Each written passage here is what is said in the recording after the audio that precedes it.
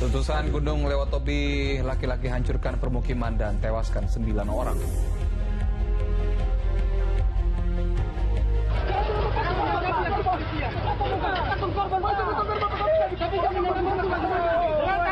Diduga salah paham, sejumlah oknum warga ribut, 1 orang terluka bacokan.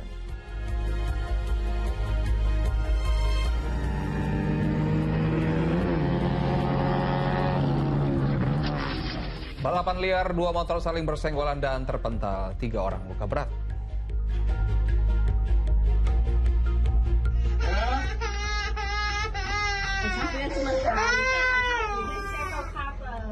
Tujuh orang terjebak di dalam lift salah satu apartemen di Batam, Kepulauan Riau. Panasnya suhu udara di dalam lift dan minimnya oksigen membuat seorang anak balita menangis.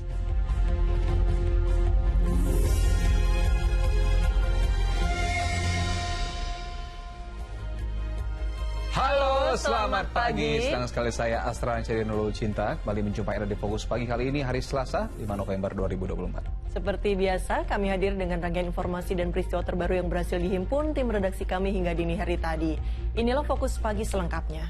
Pemirsa, 7 orang terjebak di dalam lift salah satu apartemen di Batam, Kepulauan Riau.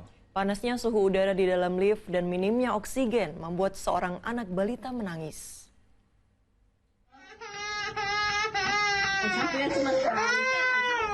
Seorang ibu berusaha menenangkan anak balitanya yang menangis saat lift di sebuah apartemen kota Batam, Kepulauan Riau macet. Kondisi udara yang panas dan oksigen menipis membuat 7 orang pengguna lift khawatir. Setelah terkurung 30 menit, para korban akhirnya bisa dievakuasi melalui lantai 10.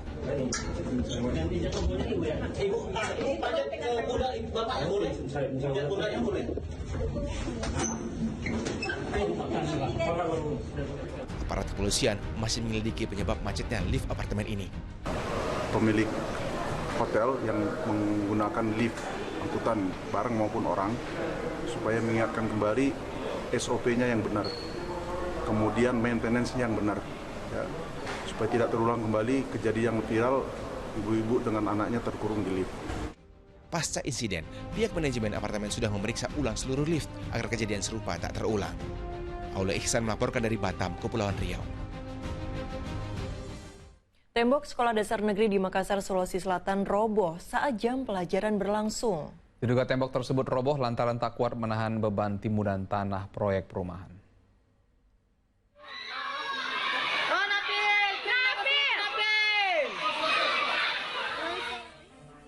Video amatir murid dan guru sekolah dasar negeri Panara, Makassar, Sulawesi Selatan dibuat heboh lantaran tembok sekolah mereka tiba-tiba roboh. Derasnya curah hujan diduga membuat tembok tidak dapat menahan beban tanah timbunan proyek perumahan yang berada tepat di belakang sekolah. Robohnya tembok membuat material tanah masuk dan mengotori koridor kelas hingga ke lapangan upacara. Tidak ada korban jiwa dalam peristiwa ini. Pasca kejadian tersebut, proses belajar mengajar terhenti. Guru bersama warga dan murid pun bergotong royong membersihkan tanah lumpur yang masuk di area sekolah. Sebenarnya ini kami sudah memperkirakan bahwa ini rawan terjadi temboknya bisa rubuh karena sebelumnya ini kan tidak pernah rubuh karena memang di sebelah itu kan hutan. Jadi daya resap air itu ketika hujan tersimpan dengan baik. Nah sekarang sudah tidak ada, hanya sekedar timbunan, jadi otomatis tembok juga tidak bisa menahan. 4 sekolah di Flores Timur, Nusa Tenggara Timur rusak berat akibat erupsi Gunung Lewotobi laki-laki. Sementara hingga kini terdata 9 korban meninggal dunia.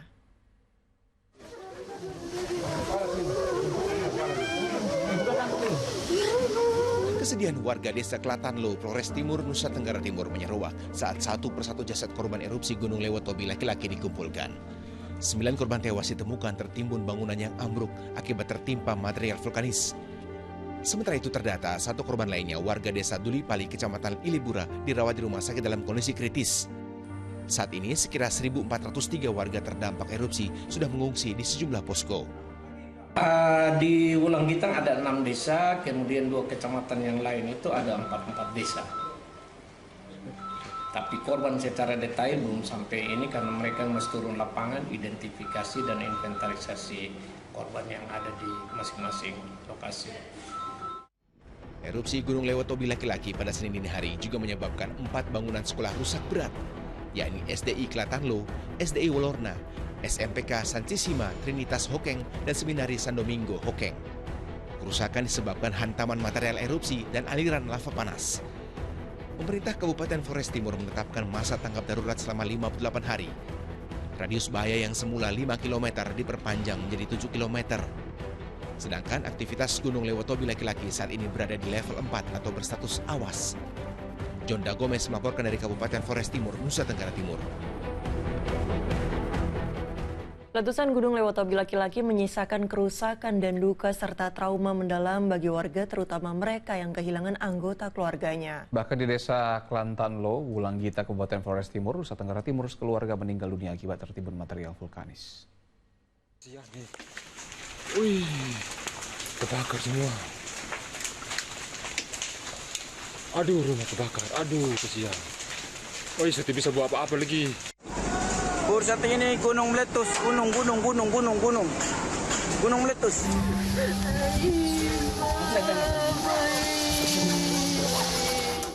Tangis dan kesedihan menyelimuti pemakaman sejumlah korban yang meninggal dunia di desa Klatanlo, Flores Timur, Nusa Tenggara Timur. Mereka tewas tertimpa reruntuhan rumah akibat hantaman material vulkanis letusan Gunung Lewotobi laki-laki. Sekarang ini korbannya ada 9, akan tetapi 2-nya dari keluarga atas kesepakatan keluarga dibawa ke Momere, di perbatasan Momere. Kemudian 5-nya kami kubur di sini. 2-nya tadi sudah dibawa keluarga. Kami yang ada ini kita bongkar supaya bisa bagaimana ambil mereka tertimbun semua ini 6 orang satu rumah nih.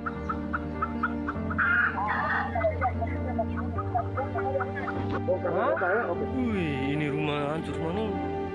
Di bawah yang satu keluarga di bawah itu rumah di bawah. Keluarga berapa orang? Satu keluarga tertimbun ini material gunung nih. Maksudnya satu keluarga? Bencana letusan gunung api yang menewaskan 9 orang dan lainnya kritis. Di antara korban merupakan 6 orang sekeluarga yang tertimbun lontaran material erupsi di kawasan ini. Mengungsi sebentar malam lari semua ini. Langsung bunyi besar itu. Bunyi ledakan. Ledakan. Teriak-teriak mamaku apa semua. Kami tertimbun sama tanah. Oh, kakak itu tertimbun? Ya. Anakku di bawah. Istriku dari atas. Aku tutup semua. Anakku sama istriku. Kayak gitu, sudah rata semua bro. Ya, langsung bawa mereka semua lari. Anak sama istri sampai dibawa kami jatuh lagi.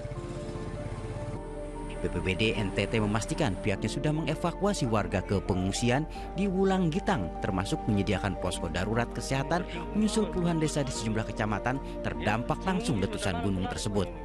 Sementara sejumlah kerusakan bangunan dan sarana umum terbentang sejauh mata memandang.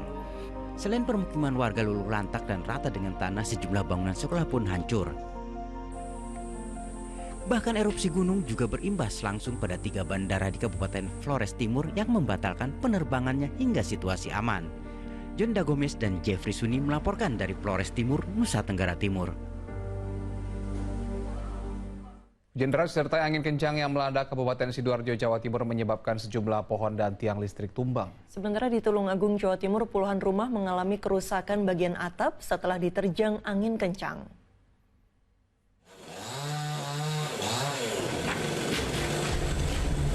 Sebanyak 27 rumah warga di Desa Wawung, Kecamatan Boyolangu, Tulungagung, Jawa Timur rusak akibat diterjang angin kencang. Kerusakan umumnya terjadi pada bagian atap setelah hujan deras disertai angin kencang menerjang kawasan tersebut pada Senin sore. Bahkan kencangnya angin turut menumbangkan sejumlah pohon besar hingga menimpa rumah warga. Pihak BPBD yang melakukan evakuasi memastikan tidak ada korban jiwa dalam peristiwa tersebut.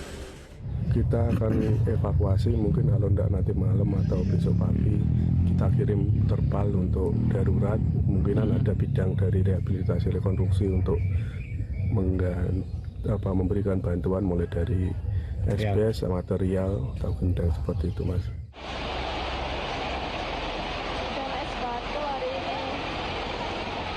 Sementara itu, hujan es disertai angin kencang juga melanda Kabupaten Sidoarjo, Jawa Timur pada Senin sore. Kencangnya terjangan angin mengakibatkan atap bangunan sekolah berterbangan. Beruntung peristiwa itu terjadi saat seluruh siswa telah pulang sehingga tidak menimbulkan jatuhnya korban. Selain merusak atap bangunan, angin kencang juga turut menumbangkan sejumlah pohon dan 6 tiang listrik yang berada di Jalan Raya Kemangsen. Naas tiang listrik yang roboh itu menimpa 2 unit truk yang tengah melintas. Ceritanya, hujan Pak, campur angin. Jadi tiba-tiba mobil saya tuh lewat ketimpa pohon jati. Akhirnya tiang itu gini-gini, kemudian jatuh. Jatuh saya menghindar kanan.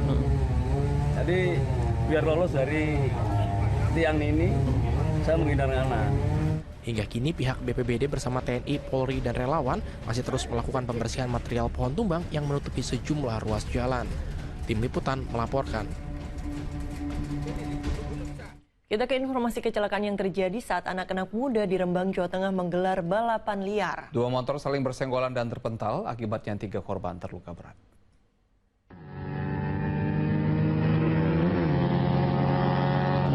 Balapan liar para pemuda di Jalan Sumber Kaliori, Rembang, Jawa Tengah berujung petaka. 2 motor bertabrakan dan terpental. 1 orang remaja yang menonton ikut terdampak. 3 korban yang terluka berat langsung dibawa ke rumah sakit. Dari hasil pemeriksaan dan olah TKP, aparat kepolisian menemukan sejumlah fakta dari kecelakaan pada hari Jumat silam. Pertama, yang untuk Honda Mega Pro ini, ketika mau mencapai garis finish, dia melakukan atraksi. Kemudian oleng sempat menabrak penonton. Penonton dulu oleng, baru oleng ke kanan menabrak yang Yamaha MX King ini. Kemudian yang terpental itu yang ini yang menggunakan baju warna putih, terpental hingga kurang lebih 15-20 meter. Polisi akan menyelidiki adakah indikasi judi dalam balap liar itu. Sementara para pelaku balapan liar terancam 1 tahun penjara. Untuk mencegah insiden serupa, balapan liar yang kerap dilakukan pada Jumat sore dan Minggu sore akan dirazia. Arif Nur melaporkan dari Rembang, Jawa Tengah.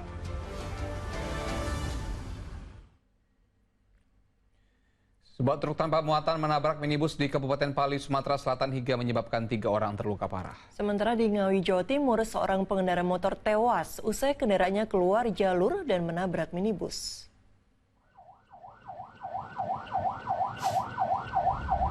Inilah rekaman kamera yang memperlihatkan kecelakaan pemotor menabrak minibus di Kecamatan Padas, Kabupaten Ngawi, Jawa Timur, Senin pagi.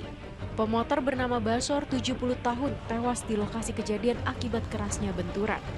Insiden bermula saat korban melaju dari arah Ngawi menuju Madiun hendak mendahului truk di depannya. Diduga tak bisa mengendalikan laju kendaraan, korban lalu menabrak minibus yang melaju dari arah berlawanan.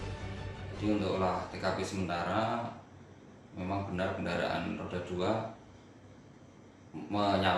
hendak menyalip kendaraan roda 6 di depannya. Jadi tertabrak depan dengan roda 4 yang berlawanan arah.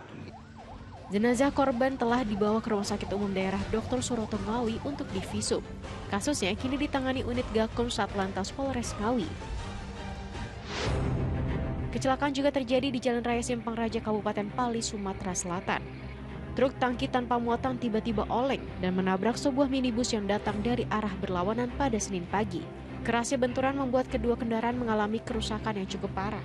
Akibatnya, 3 penumpang minibus terluka parah langsung dilarikan ke RSUD Talang Ubi. Untuk korban itu sementara ada 3 orang, pengemudi dan penumpang mobil ras yang waktu di kejadian ini sudah dibawa oleh masyarakat ke rumah sakit untuk dilakukan pertolongan pertama. Saat ini sopir dan kedua kendaraan yang terlibat kecelakaan telah diamankan polisi. Sementara penyebab pasti kecelakaan masih dalam penyelidikan polisi dari unit Gakum Satlantas Polres Pali. Tim Liputan melaporkan. 2 bocah tewas tenggelam di Sungai Poter, Bangkalan, Jawa Timur. Diduga kedua korban yang tak pandai berenang terbawa arus saat bermain.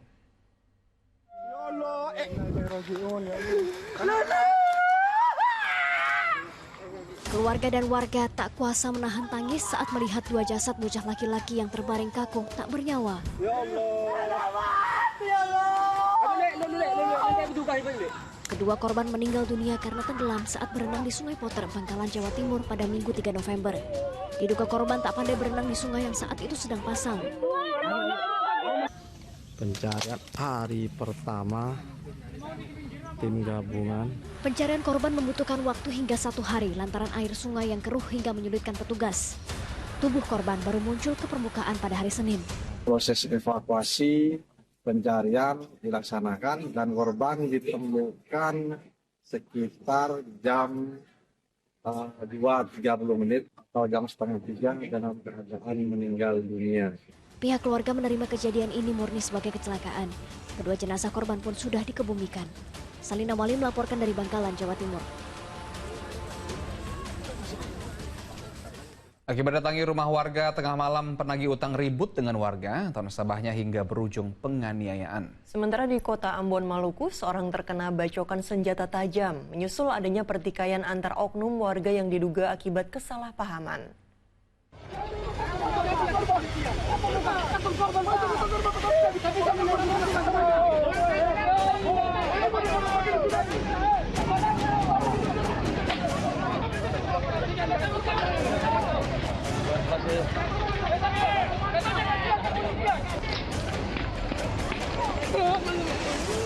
Sejumlah orang terutama wanita berupaya menyelamatkan diri menyusul adanya perkelahian antar oknum warga di kawasan Pasar Mardika, Kecamatan Sirimau, Kota Ambon, Maluku. Akibat pertikaian yang diduga berawal dari kesalahpahaman ini, satu orang menderita luka bacokan senjata tajam hingga korban harus menjalani perawatan intensif di sebuah rumah sakit. Ya, tentunya nanti akibat kejadian ini pelakunya, tersangkanya juga sedang kami cari. Sudah unit opsional kami dari Reskrim sedang mencari yang pelaku-pelaku. Pak, diduga dipicunya apa, Pak? Kesalahpahaman atau? Kesalahpahaman ini terkait ada permasalahan. Sebenarnya mereka saling mengenal. Oh, saling mengenal ya? Ya.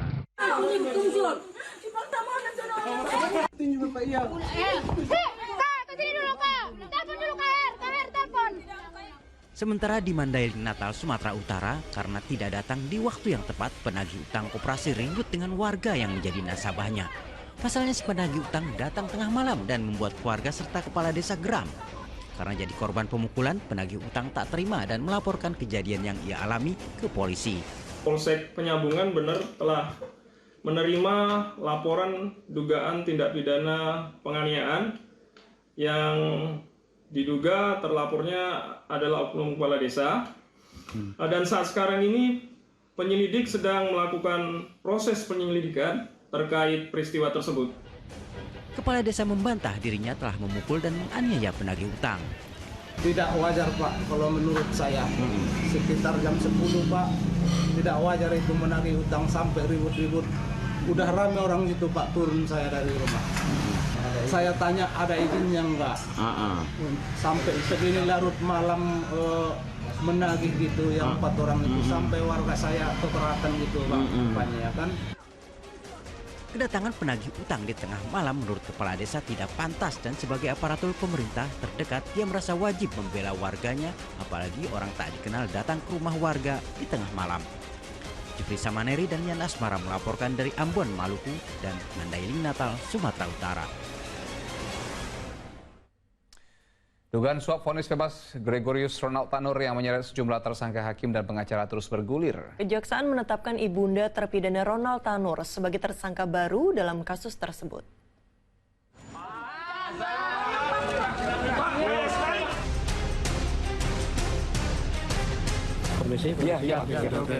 Kejaksaan langsung menjebloskan Meriska Wijaya Ketahanan Kejati, Jawa Timur, cabang rutan kelas 1 Surabaya. Ibunda terpidana Gregorius Ronald Tanur ini menjadi tersangka dugaan suap yang menyeret tersangka sejumlah hakim dan pengacara terkait vonis bebas terpidana dalam kasus penganiayaan hingga tewas terhadap kekasihnya sendiri, Dini Sera Afrianti. Meriska Wijaya menjadi tersangka setelah dirinya menjalani pemeriksaan selama 5 jam pada Senin malam. Percayakan dulu pada penyidik lah. Tadi kenapa langsung ditahan, Bang? Tidak ada. Ya, nanti tanya penyidik. Kita bukan. Tadi penyampaian penyidik apa nih? Ya, standar pemeriksaan lah. Pasalnya apa, Bang, tadi yang diizinkan? Tanya penyidik. Berapa jam tadi diperiksa? Ya, sekitar 5 jaman. 5 jam. Kejaksaan memastikan tersangka mengeluarkan uang sebesar 1,5 miliar rupiah dan diserahkan ke pengacara Lisa Rahmat untuk mengurus perkara Ronald Tanur di Pengadilan Negeri Surabaya. Selama perkara Ronald Tanur berproses sampai dengan putusan Pengadilan Negeri Surabaya, tersangka MB telah menyerahkan sejumlah uang kepada LR selaku penasihat hukum Ronald Tanur sejumlah 1,5 miliar. Kejaksaan mengincarkan pengusutan kasus vonis bebas Gregorius Ronald Tanur selain menetapkan dan menahan tersangka sejumlah hakim dan pengacara, seorang mantan pejabat Mahkamah Agung juga ikut terseret menjadi tersangka suap. Bahkan Kejaksaan menyita barang bukti uang tunai bernilai fantastis nyaris mencapai 1 triliun rupiah dan logam mulia seberat 51 kg. Kejaksaan kemudian menjebloskan Ronald Tanur ke Rumah Tahanan Negara Kelas 1 Surabaya untuk menjalani eksekusi vonis hakim kasasi selama 5 tahun penjara. Tim Liputan melaporkan. Di informasi selanjutnya, kebakaran menghanguskan gudang tekstil di Bale Endah, Kabupaten Bandung, Jawa Barat. 7 mobil pemadam dikerahkan untuk menjinakkan api.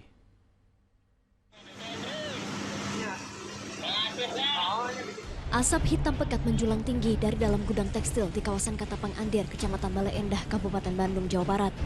Dalam insiden yang terjadi hari Senin ini, 7 mobil pemadam dikerahkan untuk menjinakkan api yang melahap seluruh gedung tekstil. Kuatnya hembusan angin dan banyaknya material yang mudah terbakar sempat membuat petugas kesulitan memadamkan si jago merah. Api dapat dipadamkan dalam 3 jam, namun seisi gudang termasuk mesin dan bahan kain ludes terbakar. Informasi dari pemilik yang terbakar adalah gudang di mana di dalamnya terdapat kurang lebih 108 unit mesin, kemudian juga ada bahan yang memadai habis, kemudian gulungan benang yang cukup banyak jumlahnya. Tak ada korban jiwa dalam peristiwa ini, namun 1 pekerja yang alami luka bakar dilarikan ke rumah sakit. Penyebab kebakaran kini dalam penyelidikan polisi. Sementara kerugian akibat kebakaran ditaksir mencapai ratusan juta rupiah. Muhammad Abbas melaporkan dari Kabupaten Bandung, Jawa Barat. Makin sepitnya lahan pembuangan sampah di kota Solo menjadi salah satu alasan bagi seorang wanita untuk berjuang keras mengurangi sampah dari dulu. Bersama Yayasan Pundi Amal Peduli Kasih SCTV Indosiar dan Bank BTN, ia menggagas gerakan bank sampah dan mengedukasi warga untuk menjaga lingkungan sekaligus mendapatkan pendapatan.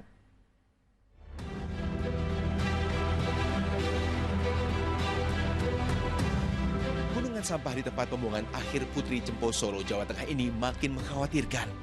Sejak tahun 2005, lahan seluas 17 hektar ini sebenarnya sudah tidak bisa menampung sampah.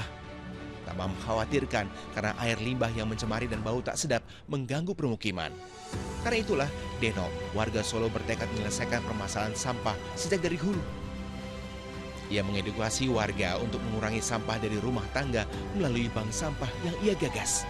Gerakan sosial ini membuat warga peduli lingkungan menjadi bersih dan juga mendapat penghasilan.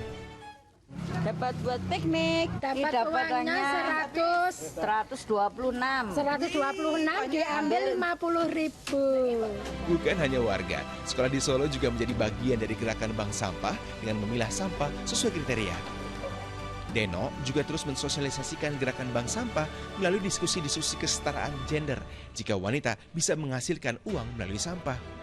Salah satunya bersama Yayasan Pundi Amal Peduli Kasih SCTV Indosiar dan Bank BTN. YPP dan BTN juga membagikan keperluan bank sampah seperti komposer sampah dan timbangan. Jadi harapan kami program-program ini nanti ke depannya terkait gender di mana nanti bisnis ataupun non-bisnis yang banyak dilakukan oleh para perempuan itu bisa lebih dilibatkan ke depannya. Karena menjanjikan, warga yang tertarik dengan gerakan bank sampah terus bertambah. Goals besar kami di Bank Sampah Induk Kerja Nyata Kota Surakarta adalah mengubah budaya, mengubah kebiasaan, mengubah habitus masyarakat Kota Surakarta dari tidak peduli sampah menjadi peduli sampah.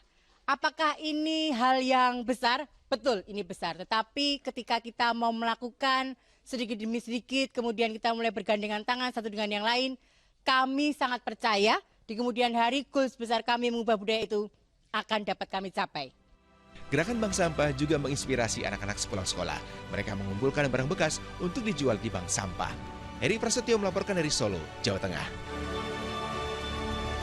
Seorang pria residivis narkoba menangis saat ditangkap. Informasi selengkapnya sejenak Pak Ridwan. Lawatan itu. Aduh, Bang.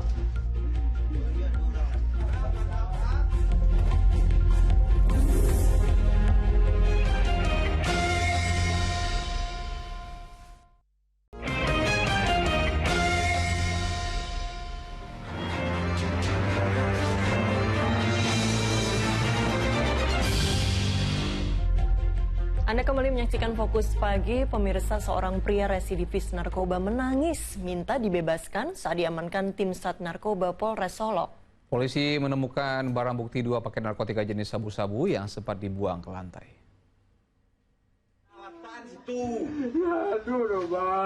Pria ini menangis dan mengelak menyimpan sabu-sabu saat digerebek tim Spider Sat Narkoba Polres Solok.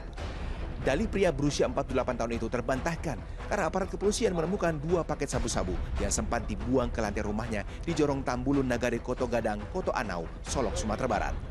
Dari laporan warga, pelaku diduga sering melakukan transaksi dan pesta narkoba di dalam rumahnya. Setelah kita lakukan penyelidikan ke lapangan dan kita temukan tersangka baru masuk ke dalam rumah dengan membawa 2 paket narkoba jenis sabu. Pria residivis kasus narkoba itu dijerat Undang-Undang Narkotika dengan ancaman pidana 15 tahun penjara. Ulfa Musriadi melaporkan dari Kabupaten Solok, Sumatera Barat. Sepasang suami istri di Muara II, Kabupaten Ogan, Komering Ulu Selatan, Sumatera Selatan ditemukan terluka berat di rumahnya. Nyawa sang suami tidak tertolong, sementara sang istri harus dirawat di rumah sakit. Di rumah di Dusun 2 Kecamatan Muara II, Kabupaten Ogan, Komering Ulu Selatan inilah Saripudin bersama istrinya Sulastri ditemukan bersimbah darah. Tubuh pasangan lansia ini tergeletak di lantai dengan luka sabetan senjata tajam. Naas, sang suami nyawanya tidak tertolong. Sementara sang istri Sulastri dirawat di rumah sakit. Itu ada kejadian di Desa Pedagang Dusun 2, Muara II. Itu penganiayaan yang menyebabkan korban meninggal. Itu Pak, untuk pelakunya saat ini gimana itu Pak? Untuk pelaku saat ini masih kami dalami, masih kita menyelidiki. Untuk kepentingan penyelidikan, Polres Ogan Komering Ulu Selatan telah menggelar olah tempat kejadian perkara. Dedi Irwansyah melaporkan dari Kabupaten Ogan Komering Ulu Selatan. Seorang pria di Purworejo, Jawa Tengah tega membunuh mertuanya di sebuah kandang kambing yang berada di samping rumah korban. Diduga pelaku yang tinggal di rumah mertuanya tersebut sakit hati setelah sehari sebelumnya terlibat cekcok. Warga di Purworejo, Jawa Tengah dihebohkan dengan meninggalnya seorang pria lansia yang tewas di sebuah kandang kambing. Korban tewas dengan sejumlah luka di bagian tubuhnya. Polisi yang menyelidiki kasus ini akhirnya menetapkan satu orang pria sebagai tersangka yang tak lain adalah menantu korban. Meski sempat berkilat, tersangka akhirnya mengakui perbuatannya. Diduga tersangka yang tinggal serumah dengan korban sakit hati setelah sehari sebelumnya terlibat cekcok. Selain menangkap tersangka, petugas juga mengamankan sejumlah pisau yang digunakan untuk membunuh dengan cara melukai leher korban. Dengan adanya menantu hidup bersama mertua, yaitu korban, menurut keterangan pelaku, dia melakukan hal tersebut karena adanya suatu akumulasi kesakit-hatian terhadap ucapan-ucapan korban yang pernah dilakukan atau disampaikan hingga menyinggung perasaannya pelaku. Akibat perbuatannya, tersangka dijerat pasal tentang kekerasan dalam rumah tangga hingga menyebabkan korban meninggal dunia dengan ancaman hukuman 15 tahun penjara. Wahyu Diono melaporkan dari Purworejo, Jawa Tengah. Polisi akhirnya dapat meringkus pelaku pembunuhan pria Parubaya yang jasadnya dipenuhi luka tikaman senjata tajam di sebuah rumah di Jember, Jawa Timur. Pelaku tak lain adalah anak kandung korban yang tega membunuh ayahnya karena ingin menguasai sertifikat tanah. Butuh waktu lama, polisi akhirnya dapat meringkus Sutikno, tersangka pembunuhan sadis terhadap seorang pria lansia di Jember, Jawa Timur. Tersangka sendiri tak lain adalah anak kandung korban. Polisi mengungkap bahwa motif tersangka pembunuh korban secara sadis lantaran ingin menguasai sebidang tanah keluarga yang merupakan harta satu-satunya. Tersangka yang tiba-tiba mendatangi rumah korban langsung meminta paksa sertifikat tanah yang diinginkan. Namun karena permintaannya tidak dikabulkan, sang anak langsung menikam ayahnya berkali-kali dengan sebilah belati. Setelah kita dalami, pelaku terkait dengan harta baru ini. Jadi pelaku sendiri merasa memiliki hak terkait dengan salah satu aset tanah yang dikuasai oleh korban, meminta korban untuk menyerahkan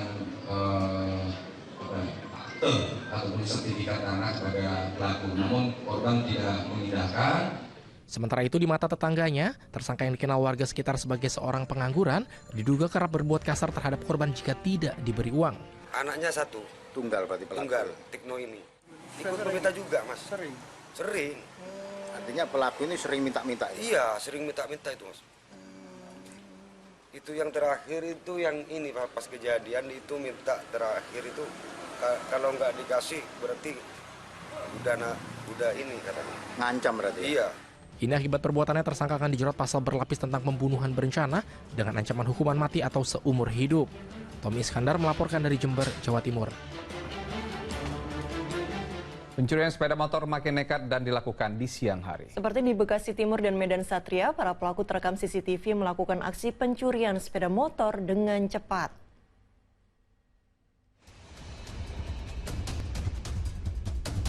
Dari rekaman CCTV, seorang pria mencuri motor warga yang terparkir di depan rumah, kawasan Kampung Mede, Kecamatan Bekasi Timur, Kota Bekasi, Jawa Barat.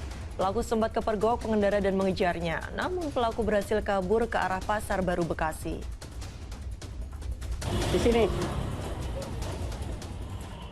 Sementara itu di Kampung Rawa, Pasung, Medan Satria, Kota Bekasi, Jawa Barat, pencurian sepeda motor juga terekam kamera CCTV. Bahkan wajah pelaku terekam jelas saat membawa kabur sepeda motor yang terparkir di halaman rumah.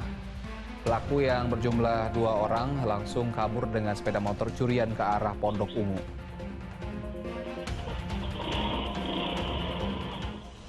Sementara itu di Palembang, Sumatera Selatan, pencuri menyasar anak di bawah umur terekam CCTV di Jalan Beringin Jaya, seberang Ulu 2 Palembang, Sumatera Selatan. Modusnya pelaku berpura-pura minta diantar ke suatu tempat. Namun di tengah perjalanan, pelaku menjatuhkan barang dan minta korban untuk mengambilnya. Di saat korban lengah, pelaku membawa kabur sepeda motornya. Kasus ini sudah dilaporkan ke Polrestabes Palembang.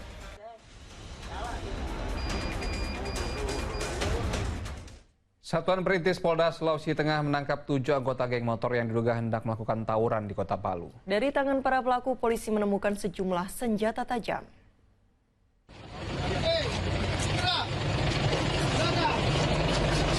Penangkapan kawanan geng motor ini bermula ketika sejumlah personil Polda Sulawesi Tengah melakukan patroli di kawasan Jalan Rono, Kecamatan Palu Barat, Kota Palu pada Senin dini hari. Polisi memergoki kawanan remaja itu sedang berkumpul dan diduga hendak melakukan tawuran. Saat digeledah ditemukan 2 senjata tajam berupa samurai dan golok. Kedua senjata itu langsung disita dan ke-7 remaja yang berada di lokasi ditangkap.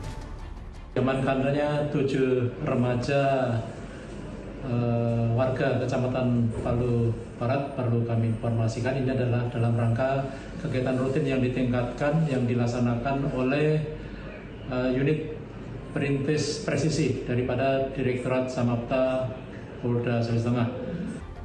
Maraknya aksi tawuran remaja dan ulah kawanan geng motor yang meresahkan membuat polisi akan terus meningkatkan patroli guna mencegah aksi kriminal dan menciptakan rasa aman di masyarakat. Syamsuddin Tobone melaporkan dari Palu, Sulawesi Tengah. Polisi menetapkan konten kreator Gunawan, ini alias Satbor, sebagai tersangka kasus dugaan promosi judi daring lewat media sosial. Selain menangkap tersangka Satbor, polisi juga menangkap 1 orang tersangka lain. Gunawan alias Satbor, konten kreator yang terkenal dengan goyang patok ayam, ditetapkan sebagai tersangka kasus promosi judi daring. Rekannya yang juga kerap tampil di media sosialnya juga ditetapkan jadi tersangka. Selain dinilai mempromosikan dan menikmati uang dari situs judi daring, keduanya juga dianggap meresahkan karena membuat konten tanpa mengenal waktu dan mengganggu warga. Dari tangan 2 konten kreator ini disita 2 unit ponsel, peralatan merekam dan baju. Mereka terancam 10 tahun penjara dan denda 10 miliar rupiah.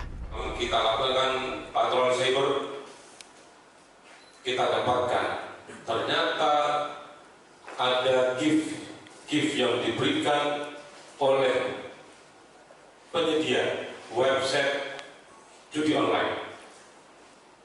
Kemudian setelah ada gift tersebut dari host live streaming mengiklankan website tersebut. Sementara itu, Senin sore, kawasan Kebun Manggis di Desa Bojong Kembar, Cikembar, Sukabumi, Jawa Barat yang kerap dipakai ratusan warga untuk joget patok ayam, sepi. Warga tak lagi bermedia sosial setelah Gunawan dan Ahmad Supendi ditangkap dan jadi tersangka. Pasca peristiwa ini, pemerintah Kabupaten Sukabumi meminta warga untuk menggunakan media sosial dengan bijak. Kepada masyarakat Kabupaten Sukabumi agar berinternet bijak. Jadi hindari hal-hal yang sangat merugikan, hindari hal-hal yang melanggar hukum. Tentu saja hal ini sangat berdampak buruk bagi masyarakat di Kabupaten Sukabumi. Sementara itu, aparat Polres Sukabumi berencana akan mengembangkan kasus ini karena banyak pengikut setbor yang melakukan hal serupa. Asep Didi melaporkan dari Kabupaten Sukabumi, Jawa Barat. Seorang pengendara motor berhasil mempertahankan kendaraannya dari upaya perampasan 4 pelaku begal bersenjata tajam di Jalan Danau Sunter Barat, Tanjung Priok, Jakarta Utara. Para pelaku hanya berhasil menggasak telepon genggam setelah korban memberikan perlawanan sengit. CCTV merekam saat 4 begal bersenjata tajam merampas telepon genggam milik pengendara sepeda motor di Jalan Danau Sunter Barat, Tanjung Priok, Jakarta Utara. Korban yang kaget sempat terjatuh dari kendaraannya. Pelaku berusaha menggasak sepeda motor sambil mengancam korban dengan senjata tajam. Namun korban melawan sambil berteriak meminta pertolongan. Teriakan ini mendapat perhatian warga ke lokasi kejadian. Para pelaku pun kabur melarikan diri ke arah Danau Sunter dan meninggalkan sepeda motor korban. Berbekal rekaman CCTV, korban melaporkan peristiwa ini ke Polsek Tanjung Priok. Terperosok ke dalam tangki penampung tinja atau septic tank, seorang pria di Desa Cigendang, Kabupaten Kuningan, Jawa Barat tewas. Evakuasi berlangsung dramatis lantaran tubuh korban terbenam di dalam lubang septic tank.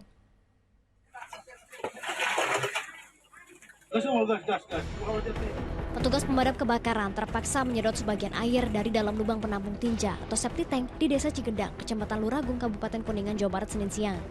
Setelah air berkurang, seorang petugas turun mengevakuasi jasad seorang pria berusia 54 tahun yang terperosok ke dalam lubang septic tank itu.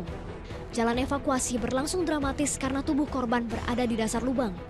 Salah satu korban dievakuasi dalam kondisi lemas, sementara satu korban lagi telah meninggal dunia. Yang terperosoknya 2 orang. Ya 1 orang alhamdulillah bisa selamat dievakuasi, yang 1 orang lagi meninggal dunia. Atas nama siapa itu, Pak? Yang meninggal itu? Pak Madrohim yang meninggal. Madropi. Pak Madropi usia 54 tahun. Peristiwa itu terjadi ketika keduanya sedang membersihkan halaman belakang rumah salah satu warga. Tanpa disangka, keduanya menginjak penutup septic tank yang sudah rapuh lalu terperosok ke dalamnya. Agun Gunawan melaporkan dari Kuningan, Jawa Barat. Hanya sejak hari Minggu pagi, seorang siswa sekolah dasar berhasil ditemukan tim SAR Kota Tasikmalaya. Jasad ditemukan sejauh 5 km dari lokasi awal korban hanyut. Upaya tim SAR menyusuri Sungai Citanduy untuk menemukan siswa sekolah dasar yang hanyut sejak Minggu pagi membuahkan hasil. Jasad korban bernama Hasan tersebut ditemukan di daerah Purbaratu, Kota Tasikmalaya sejauh 5 km dari lokasi awal korban terseret arus sungai. Jenazah kemudian dievakuasi ke rumah duka dan disolatkan di masjid di Kelurahan Sukamaju Kidul dan selanjutnya dimakamkan di pemakaman umum tidak jauh dari rumah korban. Tim Basarnas, Taga BPBD, Damas, Tagana menemukan korban sekitar jam 08.50 di lokasi Jembatan Benteng, wilayah Kelurahan Karsamenak, Purbaratu. Peristiwa naas yang dialami korban terjadi saat puluhan siswa dan guru pendamping bermain air di saluran irigasi Indihiyang, Tasikmalaya. Saat itu para siswa tidak menyadari bahwa pintu air sedang dibuka. 3 dari para siswa itu terseret arus, namun 2 diantaranya berhasil diselamatkan. Eko Setiabudi melaporkan dari Kota Tasikmalaya, Jawa Barat. Sebagian orang korban luka akibat tertimpa pohon di rumah peristirahatan sebuah situs di kawasan Lalabata, Sopeng, Sulawesi Selatan masih menjalani perawatan di rumah sakit. Dari 15 korban luka, beberapa orang diantaranya dirujuk ke sejumlah rumah sakit lain.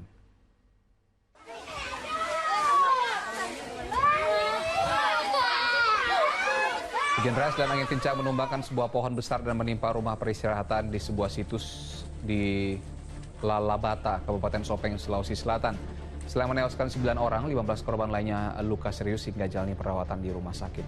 Tugas medis Rumah Sakit Latemamala, Kabupaten Sopeng, merawat intensif warga yang menjadi korban luka akibat tertimpa pohon di sebuah bangunan bersejarah di kawasan Lalabata, Kabupaten Sopeng, Sulawesi Selatan. Sebagian korban berangsur pulih setelah mendapatkan penanganan medis. Dari 15 korban luka, beberapa pasien diantaranya dirujuk ke sejumlah rumah sakit lain di Makassar dan Kabupaten Baru. Ada yang lukanya ringan, kemudian ada sedang, ada yang berat. Di rumah sakit sendiri itu dilakukan pemeriksaan sesuai dengan kondisi penyakitnya dan sesuai dengan protokol yang ada di IGD. 7 orang itu sementara sekarang dirawat di perawatan. kemudian 3 orang itu dirujuk, 1 ke Makassar, 2 ke Rumah Sakit Baru, kemudian 5 orang bisa pulang atau bisa dirawat di puskesmas. Kapolri Jenderal Polisi Listio Sigit bersama Kementerian Komunikasi dan Digital bersepakat untuk memberantas judi daring di Indonesia. Sementara Polda Metro Jaya kembali meringkus 2 orang dalam kasus penyalahgunaan wewenang situs judi daring yang melibatkan pegawai Kementerian Komunikasi dan Digital dan jumlah tersangka bertambah menjadi 16 orang.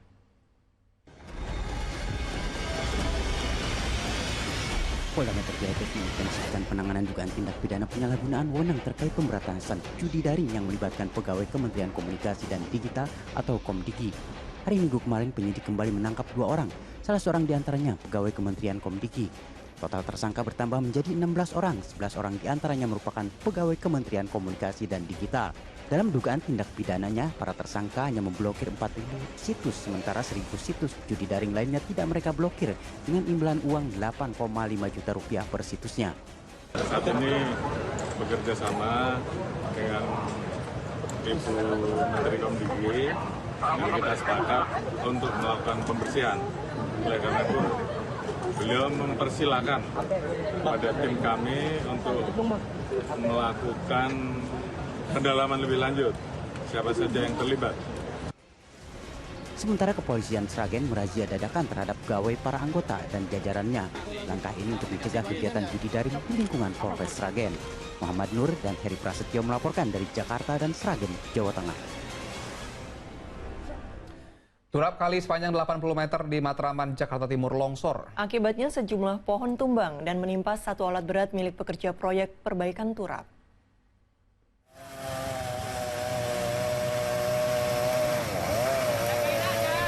Turap kali yang belum selesai diperbaiki di Jalan Balai Rakyat Utan Kayu Utara, Matraman, Jakarta Timur jebol hari Senin. Turap sepanjang 80 meter itu longsor setelah diguyur hujan deras. 1 unit alat berat milik pekerja proyek yang berada di aliran kali pun rusak tertimpa pohon tumbang. Guna mengevakuasi pohon, sejumlah petugas PPSO dikerahkan ke lokasi. Karena intensitasnya tanam tinggi sehingga air itu melimpah melewati daripada kediaman kami dan sempat menggerus dari proses pekerjaan turap yang sedang berlangsung. Sementara Jalan Balai Rakyat Utan Kayu masih bisa dilalui kendaraan, namun jembatan penyeberangan ditutup sementara. Triwibowo melaporkan dari Jakarta. Seorang ibu hamil melahirkan dalam bus dalam perjalanan yang sangat jauh. Informasinya sesaat lagi.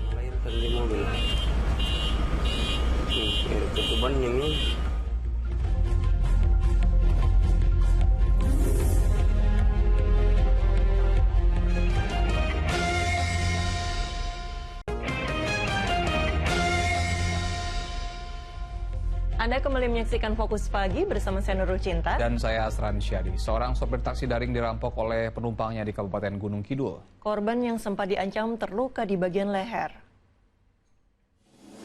Rampasan kendaraan milik seorang sopir taksi daring di Pelayan, Kabupaten Gunung Kidul, Daerah Istimewa Yogyakarta terekam CCTV. Sopir taksi daring berlari keluar dari mobilnya setelah diancam penumpangnya. Seketika perampok mengambil alih dan membawa kabur mobil.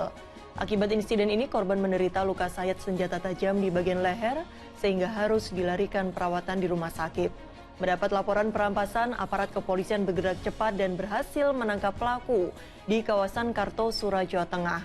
Motif pelaku masih diselidiki. Kemudian identifikasi dari terduga pelaku yang kemudian tertangkap alhamdulillah di sekitaran Kartosura ya Pak ya? Pak Kasar Reski, begitu. Kemudian ini sudah ada di sini pelakunya. Kalau terduga pelaku Inisial OSF. Warga Semarang. Kecelakaan terjadi saat anak-anak muda di Rembang, Jawa Tengah menggelar balapan liar. 2 motor saling bersenggolan dan terpental. Akibatnya 3 korban terluka berat.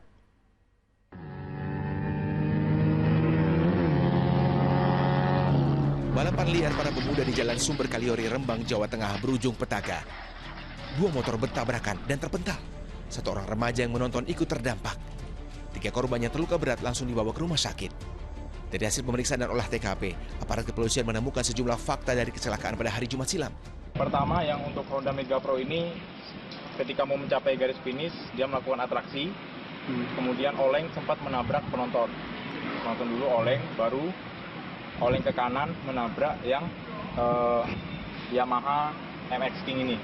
Kemudian yang terpental itu yang ini, yang menggunakan baju warna putih, terpental hingga kurang lebih 15-20 meter. Polisi akan menyelidiki adakah indikasi judi dalam balap liar itu. Sementara para pelaku balapan liar terancam 1 tahun penjara. Untuk mencegah insiden serupa, balapan liar yang kerap dilakukan pada Jumat sore dan Minggu sore akan dirazia. Arif Nur melaporkan dari Rembang, Jawa Tengah. Seorang ibu hamil melahirkan di dalam bus dalam perjalanan dari kota Makassar menuju Palopo, Sulawesi Selatan. Meski sopir bus tancap gas ke puskesmas, para penumpang khawatir akan keselamatan ibu dan bayi. Penumpang melahirkan di mobil. Ketuban yang ini. Para penumpang sontak mendatangi kursi di bagian depan bus. Ya, keluar nih. Iya, melahirkan. Keluar minta nanya. Seorang ibu melahirkan dalam perjalanan dari Makassar ke Palopo. Melahirkan di mobil kan. Orang tuanya. Setelah sopir bus tancap gas sejauh 5 km, ibu dan bayi bisa mendapat pertolongan di puskesmas terdekat di Kecamatan Bua, Kabupaten Luwu. Lahir sehat anaknya, sehat mamanya. Alhamdulillah. Sebelumnya, Umi Samsiah, 30 tahun, bermaksud melahirkan bayinya di kampung halaman suaminya di Palopo. Ditemani mertuanya, mereka menumpang bus dari Makassar. Namun di tengah perjalanan, Umi mengalami pecah ketuban hingga terpaksa melahirkan di dalam bus. Jaraknya dari situ tempat sholat mau ke puskesmas jarak sekitar 25 kilo. Baru saya tempuh perjalanan itu sekitar 15 kilo, sudah melahirkan ini ibu. Setelah 2 hari menjalani perawatan medis di Puskesmas Bua, Minggu siang ibu dan bayi melanjutkan perjalanan ke Palopo. Kondisi bayi perempuan yang lahir di atas bus dinyatakan sehat dengan bobot 3 kg saat dilahirkan. Raisa Habu melaporkan dari Makassar, Sulawesi Selatan. 7 orang terjebak di dalam lift salah satu apartemen di Batam, Kepulauan Riau. Panasnya suhu udara di dalam lift dan minimnya oksigen membuat seorang anak balita menangis.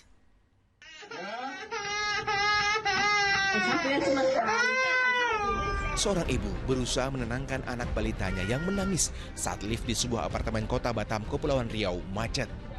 Kondisi udara yang panas dan oksigen menipis membuat 7 orang pengguna lift khawatir. Setelah terkurung 30 menit, para korban akhirnya bisa dievakuasi melalui lantai 10.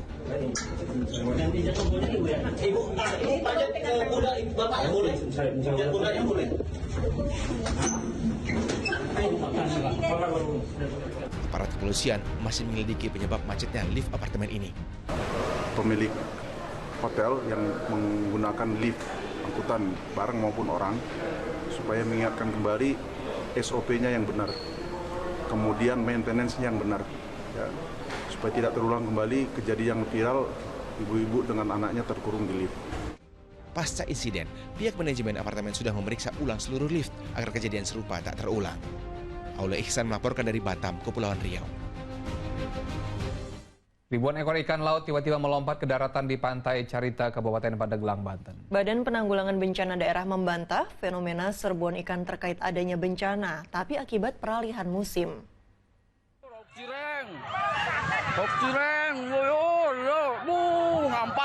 Warga di pantai Carita, Kabupaten Pandeglang, girang. Ribuan ekor ikan cireng tiba-tiba melompat-lompat datang ke daratan. Tak mau menolak rezeki, warga berebut memunguti ikan. Sejumlah warga bahkan memilih menjemput ikan-ikan ke perairan pantai sambil membawa jaring. Kebanyakan warga mengumpulkan ikan untuk kebutuhan konsumsi di rumah. Adalah 1,5 bulan lah. Oh gitu. Memang ini kejadian ini baru pertama apa memang sebelumnya pernah terjadi Pak? Dulu pernah tapi nggak begini. Mesti payu gitu Pak, tapi cepat hilang kadang-kadang. Ini kan baru datang ikan itu. Badan Penanggulangan Bencana Daerah BPBD Pandeglang menyebut fenomena serbuan ikan cireng sebagai bagian dari peralihan musim. Ketika terjadi peralihan musim kering ke musim penghujan, itu perubahan suhu air itu berubah sangat signifikan. Bisa tinggi, bisa rendah, gitu kan. Nah, ketika terjadi perubahan suhu air yang signifikan, maka ikan-ikan itu kan akan mencari suhu yang nyaman gitu. Meski demikian, masyarakat diimbau tetap waspada saat pergantian musim dan menghubungi kantor BPBD Pandeglang bila menemukan fenomena alam lain yang tidak biasa. Ariel Maranos melaporkan dari Kabupaten Pandeglang, Banten. Diduga terdampak cuaca ekstrim, 12 ton ikan nila siap panen milik petani keramba di Boyolali, Jawa Tengah mati mendadak. Akibatnya para petani rugi ratusan juta rupiah. Ikannya pada mati. Ribuan ekor nila milik petani ini mati mengambang di kolam jaring apung di Waduk Cenglik, Boyolali, Jawa Tengah. Pemandangan ribuan bangkai ikan merupakan mimpi buruk bagi para pengusaha budidaya ikan air tawar. Jumlahnya tidak main-main, hampir 12 ton ikan nila harus dibuang. Akibatnya 17 petani mengalami gagal panen dan menderita kerugian hingga ratusan juta rupiah. Kematian ikan air tawar tersebut diduga disebabkan adanya perubahan cuaca yang cukup ekstrim. Tanda-tanda sebelumnya itu cuacanya agak ekstrim tuh kan.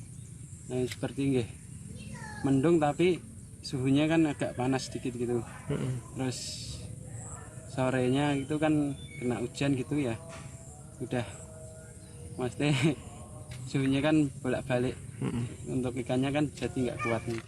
Dinas Peternakan dan Perikanan Boyolali yang sudah mendapat laporan akan segera meninjau ke lokasi. Yulianto melaporkan dari Boyolali, Jawa Tengah.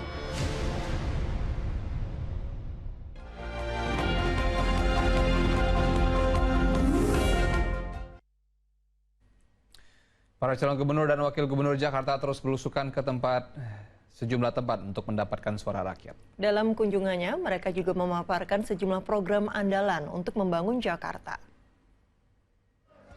Tiba di Blok A, Pasar Tanah Abang, calon gubernur Jakarta nomor urut 1 Ridwan Kamil disambut meriah oleh para relawan dan pendukungnya Senin pagi. Ridwan Kamil menyapa langsung para pedagang untuk mendengarkan keluhan dan masukan dari mereka. Ia juga menjanjikan akan tetap mempertahankan Pasar Tanah Abang sebagai destinasi wisata perbelanjaan terbesar se-Asia Tenggara. Abang itu dicita-citakan harus naik kelas menjadi wisata internasional ya. Nah, kalau mau wisata internasional global, kawasannya kan harus ditata. Nah, insya Allah itu keilmuan saya. Nanti hari-hari pertama saya konsepkan bagaimana Tanah Abang lebih nyaman kan, siang malam hari, sehingga turis pun merasa betah. Kalau dia betah, kan belanja lebih meningkat ya. Sementara itu, calon gubernur nomor Jakarta nomor urut 3, Pramono Anung, bertemu dengan Persekutuan Gereja Indonesia PGI wilayah Jakarta di kawasan Rawamangun, Jakarta Timur pada Senin siang. Pramono disambut hangat setibanya di kantor PGI Jakarta. Dan setelah mendengar aspirasi dalam pertemuan itu, Pramono mengatakan bakal mengatasi persoalan kesenjangan sosial di Jakarta. Jika terpilih, Pramono juga akan menjadi gubernur bagi semua agama dan golongan. Sungguh berterima kasih diterima oleh Bapak Pendeta di kantor ini di PGI Jakarta. Dan yang paling penting juga kami tadi berdiskusi panjang, saya merasa mendapatkan doa-doa yang luar biasa. Dan bagi saya pribadi, tadi saya juga mengatakan kalau saya menjadi gubernur, pasti saya akan menjadi gubernur bagi semua agama, semua kelompok, semua tingkatan. Calon gubernur dan cawagup semakin kencang bersafari politik ke beberapa tempat untuk mengambil simpati masyarakat menyusul kian dekatnya hari pencoblosan serentak. Untuk menggait dan mendulang suara dalam pilkada, para pasangan calon tawarkan sejumlah program dan janji yang menarik minat warga. Calon Gubernur Jawa Barat nomor urut 4 Deddy Mulyadi dihadiri konsolidasi dengan ratusan kader partai pendukungnya di Kota Bandung Senin siang. Peningkatan kualitas dan pelayanan rumah sakit serta pengobatan menjadi janji Deddy Mulyadi. Sedangkan cawagupnya Erwan Setiawan hadiri kegiatan komunitas sepak bola seputar jurnalis di lapangan Batu Nunggal, Bandung, Jawa Barat. Pengangguran yang semakin tinggi, indeks Gini, dan juga stunting. Ya, insya Allah itu sudah kami persiapkan untuk menangani ketiga hal tersebut. Dan 80% lebih masyarakat kita ini Jawa Barat pertanian, kita pun sudah siap kan untuk bagaimana menanggulangi masalah pertanian, bagaimana kita memakmurkan, mensejahterakan para petani yang ada di Jawa Barat. Siap.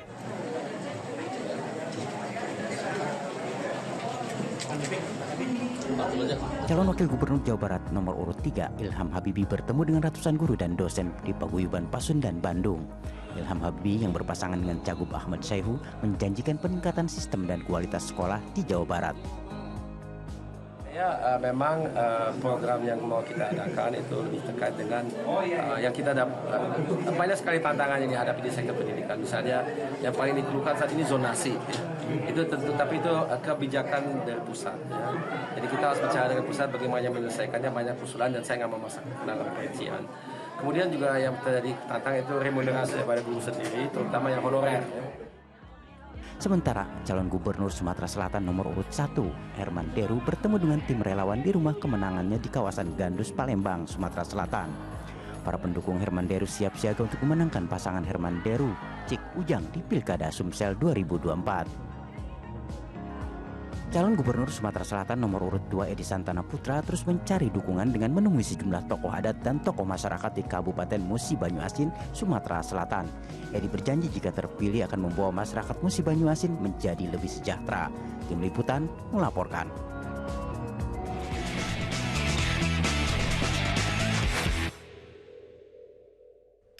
Di pekan ke-10 BRI Liga 1, gol telat jelang akhir laga berhasil selamatkan Persita dari kekalahan saat menjamu Malut United.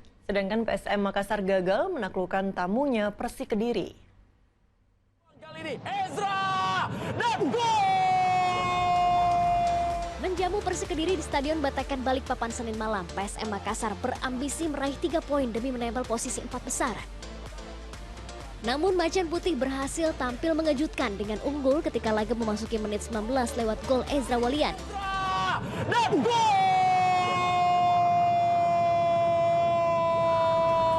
Asa PSM untuk menyamakan skor semakin terbuka usai Persik harus bermain dengan 10 pemain di menit ke-38. Tackle berbahaya Ahmad Nuri Fasya diganjar kartu merah oleh wasit. Tim Juku Eja akhirnya berhasil menyamakan skor jelang babak pertama berakhir melalui kaki Tito Okelo.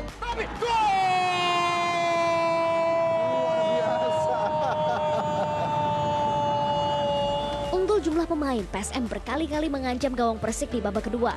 Nanda Rehan kembali pemirsa. Sayang sekali tendangan efek. Namun gol yang dinanti tak kunjung tercipta. Skor 1-1 bertahan hingga laga usai. Dengan hasil ini, PSM duduk di peringkat 5 dengan poin 17, sedangkan Persik di posisi 8 dengan poin 15. Sementara di laga lain, duel Persita Tangerang kontra Malut United di Stadion Pakansari Bogor Senin sore berakhir sama kuat 1-1. Malut United unggul lebih dahulu ketika laga baru berjalan 4 menit lewat gol Yakob Sayuri. Yang sangat sempurna ya. Namun kemenangan tim tamu yang sudah di depan mata kandas. Persita berhasil menyamakan skor jelang laga berakhir lewat pemain pengganti Marius Okempe.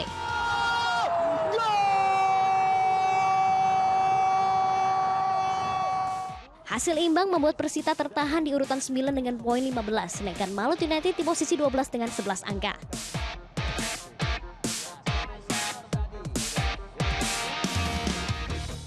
Kita beralih ke informasi lainnya. Perusahaan pengolahan ikan berbagi hasil laut di Indonesia kembali merilis 2 produk baru bertajuk Korean Food Series atau seri makanan Korea. Ya, produk terbaru ini adalah Korean Stick dan Eomukbar, makanan olahan praktis yang sedang kekinian di kalangan anak muda.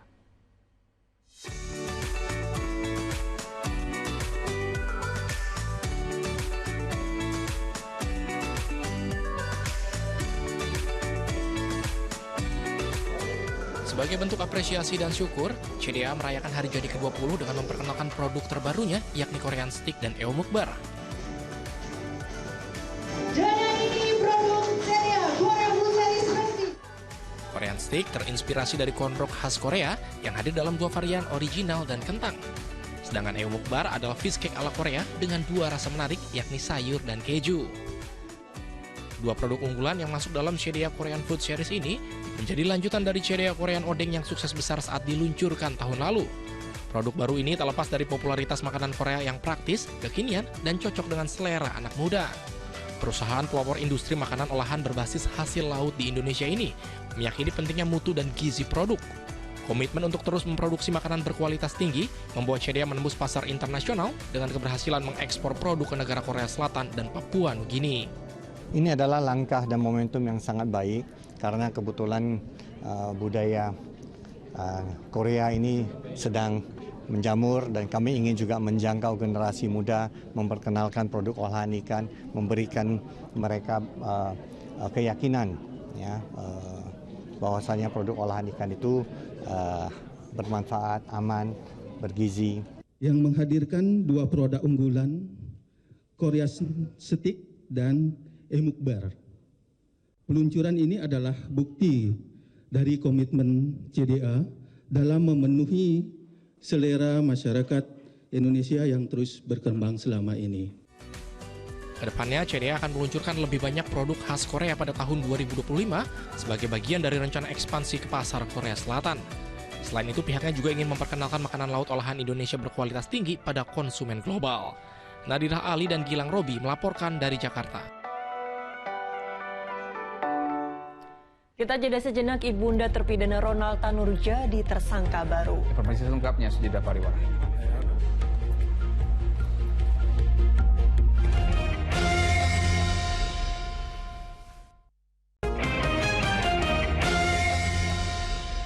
Anda kembali fokus pagi bersama saya Asran Syadi. Dan saya Nurul Cinta. Kita lanjutkan informasi di pagi hari ini. Dugaan suap vonis bebas Gregorius Ronald Tanur yang menyeret sejumlah tersangka hakim dan pengacara terus bergulir. Kejaksaan menetapkan ibunda terpidana Ronald Tanur sebagai tersangka baru dalam kasus tersebut.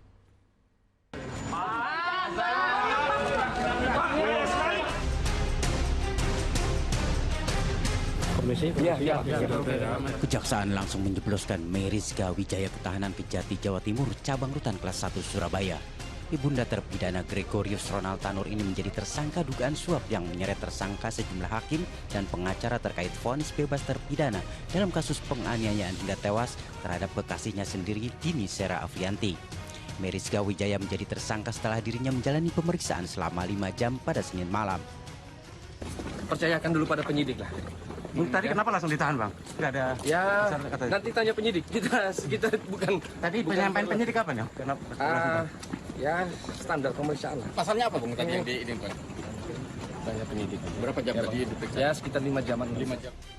Kejaksaan memastikan tersangka mengeluarkan uang sebesar 1,5 miliar rupiah dan diserahkan ke pengacara Lisa Rahmat untuk mengurus perkara Ronald Tanur di Pengadilan Negeri Surabaya. Selama perkara Ronald Tanur berproses sampai dengan putusan Pengadilan Negeri Surabaya, tersangka MB telah menyerahkan sejumlah uang kepada LR selaku penasihat hukum Ronald Tanur sejumlah 1,5 miliar. Kejaksaan mengincarkan pengusutan kasus vonis bebas Gregorius Ronald Tanur selain menetapkan dan menahan tersangka sejumlah hakim dan pengacara, seorang mantan pejabat Mahkamah Agung juga ikut terseret menjadi tersangka suap. Bahkan kejaksaan menyita barang bukti uang tunai bernilai fantastis nyaris mencapai 1 triliun rupiah dan logam mulia seberat 51 kg. Kejaksaan kemudian menjebloskan Ronald Tanur ke Rumah Tahanan Negara kelas 1 Surabaya untuk menjalani eksekusi vonis hakim kasasi selama 5 tahun penjara. Tim Liputan melaporkan. 4 sekolah di Flores Timur, Nusa Tenggara Timur rusak berat akibat erupsi Gunung Lewotobi laki-laki. Sementara hingga kini terdata 9 korban tewas.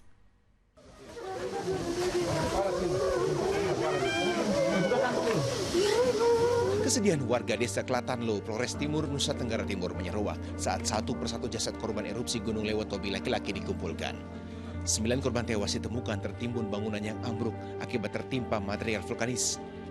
Sementara itu terdata 1 korban lainnya, warga desa Dulipali, Kecamatan Ilibura, dirawat di rumah sakit dalam kondisi kritis. Saat ini sekira 1.403 warga terdampak erupsi sudah mengungsi di sejumlah posko. Di Wulanggitang ada 6 desa, kemudian 2 kecamatan yang lain itu ada 4 desa. Tapi korban secara detail belum sampai ini karena mereka masih turun lapangan, identifikasi dan inventarisasi korban yang ada di masing-masing lokasi. Erupsi Gunung Lewotobi laki-laki pada Senin dini hari juga menyebabkan 4 bangunan sekolah rusak berat, yakni SDI Klatanlo, SDI Wolorna, SMPK Sancisima, Trinitas Hokeng, dan Seminari San Domingo Hokeng. Kerusakan disebabkan hantaman material erupsi dan aliran lava panas. Pemerintah Kabupaten Flores Timur menetapkan masa tanggap darurat selama 58 hari. Radius bahaya yang semula 5 km diperpanjang menjadi 7 km. Sedangkan aktivitas Gunung Lewotobi laki-laki saat ini berada di level 4 atau berstatus awas. John Dagomez melaporkan dari Kabupaten Flores Timur, Nusa Tenggara Timur. Letusan Gunung Lewotobi laki-laki menyisakan kerusakan dan duka serta trauma mendalam bagi warga, terutama mereka yang kehilangan anggota keluarganya. Bahkan di desa Klantanlo, Wulanggita, Kabupaten Flores Timur, Nusa Tenggara Timur, sekeluarga meninggal dunia akibat tertimbun material vulkanis. Wih, kebakar semua. Aduh, rumah kebakar. Aduh, kesian. Oh, saya tidak bisa buat apa-apa lagi. Bur, satu ini gunung meletus, gunung meletus.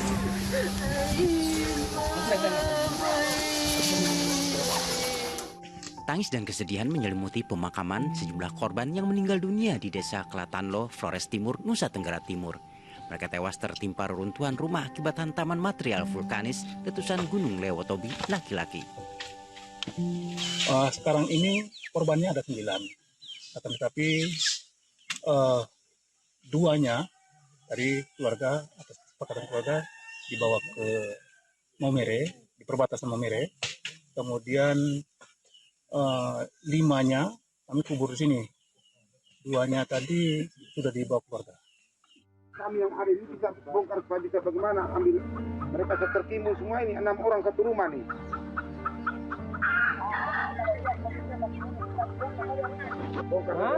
Wih, ini rumah hancur semua nih. Di bawah yang satu keluarga, di bawah itu rumah di bawah. Satu keluarga berapa orang? Satu keluarga tertimbun ini material gunung nih. Maksudnya satu keluarga? Bencana letusan gunung api yang menewaskan 9 orang dan lainnya kritis di antara korban merupakan 6 orang sekeluarga yang tertimbun lontaran material erupsi di kawasan ini. Mengungsi sebentar malam lari semua ini nih. Langsung bunyi besar itu. Bunyi ledakan. Ledakan. Teriak-teriak mamaku apa semua.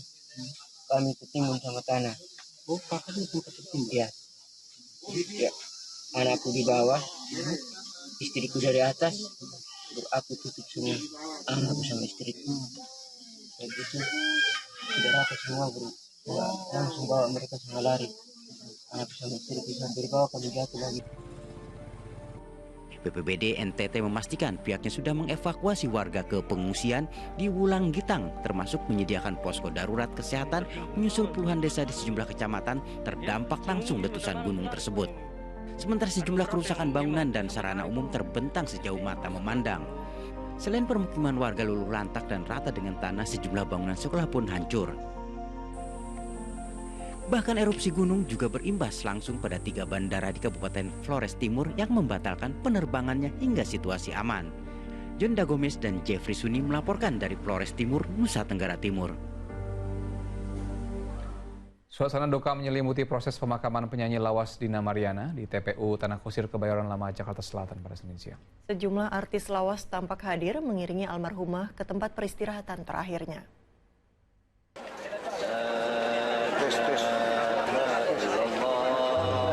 Kepergian penyanyi lawas era 70-an Dina Mariana usai berjuang melawan penyakit kanker serviks sejak 2021 lalu meninggalkan duka bagi rekan sesama artis di eranya. Pemakaman almarhumah yang dilakukan di TPU Tanah Kusir, Kebayoran Lama, Jakarta Selatan pada Senin siang dipenuhi banyak artis lawas. Pemakaman pun berjalan haru karena jasad almarhumah dimakamkan bersama makam sang ibu. Salah satu artis lawas yang hadir, Camelia Malik, mengatakan sosok Dina adalah sosok yang ceria dan sangat menyayangi keluarga. Kita masih akan kenang dia sebagai, kalau saya ya, sebagai anak yang baik, anak yang cerdas, ceria, kemudian aktif. Dinanya aktif, di mana-mana organisasi dia mau ikut tampil. Apabila ada kemalangan seperti ini, dia juga selalu hadir. Jadi insya Allah jannah, insya Allah husnul khatimah. Kepergian almarhumah meninggalkan 3 orang anak, yaitu Erza Mandira, Ewaldo Andipo, dan Elsyah Nadira dari pernikahannya dengan Radian Ratulangi. Muhammad Subadri Arifki melaporkan dari Jakarta. Beralih ke informasi lain, usai menyambangi Presiden ke-7 Joko Widodo di Solo, kini Presiden Prabowo Subianto berkunjung ke Puri Cikeas, Kabupaten Bogor, Jawa Barat, mengunjungi kediaman Presiden ke-6 Susilo Bambang Yudhoyono. Pertemuan kedua tokoh itu berlangsung tertutup dari awak media. Iring-iringan mobil Presiden Prabowo Subianto saat hendak memasuki area kediaman Presiden ke-6 Susilo Bambang Yudhoyono di Puri Cikeas, Kecamatan Gunung Putri, Kabupaten Bogor, Jawa Barat pada Senin malam. Belum diketahui secara pasti pembahasan dalam pertemuan keduanya, lantaran tak ada satupun awak media yang diperbolehkan untuk masuk. Sekitar 1 jam pertemuan, mobil iring-iringan Prabowo kembali meninggalkan kediaman SBY.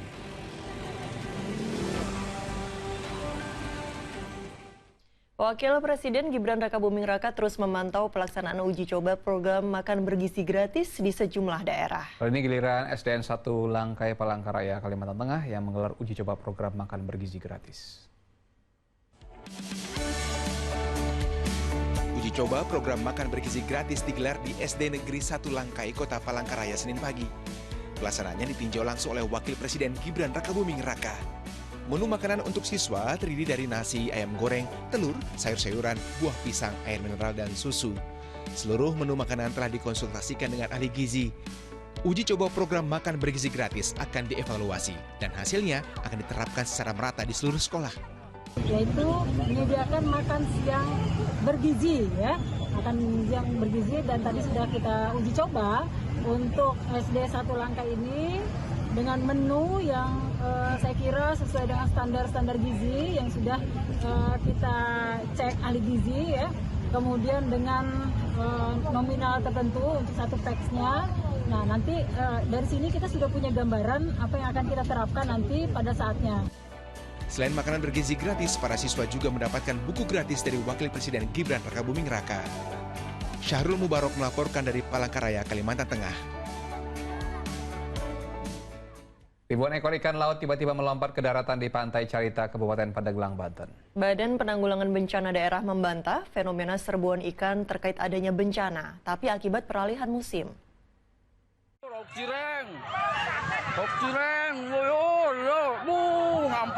Warga di Pantai Carita, Kabupaten Pandeglang girang ribuan ekor ikan cireh tiba-tiba melompat-lompat datang ke daratan. Tak mau menolak rezeki, warga berebut memungiti ikan. Sejumlah warga bahkan memilih menjemput ikan-ikan ke perairan pantai sambil membawa jaring. Kebanyakan warga mengumpulkan ikan untuk kebutuhan konsumsi di rumah. Adalah 1,5 bulan lah. Oh gitu. Memang ini kejadian ini baru pertama apa memang sebelumnya pernah terjadi, Pak? Dulu pernah tapi nggak begini. Mestinya payu gitu, Pak. Tapi cepat hilang kadang-kadang. Ini kan baru datang ikan itu. Badan Penanggulangan Bencana Daerah BPBD Pandeglang menyebut fenomena serbuan ikan cireng sebagai bagian dari peralihan musim. Ketika terjadi peralihan musim kering ke musim penghujan, itu perubahan suhu air itu berubah sangat signifikan. Bisa tinggi, bisa rendah, gitu kan. Nah, ketika terjadi perubahan suhu air yang signifikan, maka ikan-ikan itu kan akan mencari suhu yang nyaman, gitu. Meski demikian, masyarakat diimbau tetap waspada saat pergantian musim dan menghubungi kantor BPBD Pandeglang bila menemukan fenomena alam lain yang tidak biasa. Ariel Maranos melaporkan dari Kabupaten Pandeglang, Banten.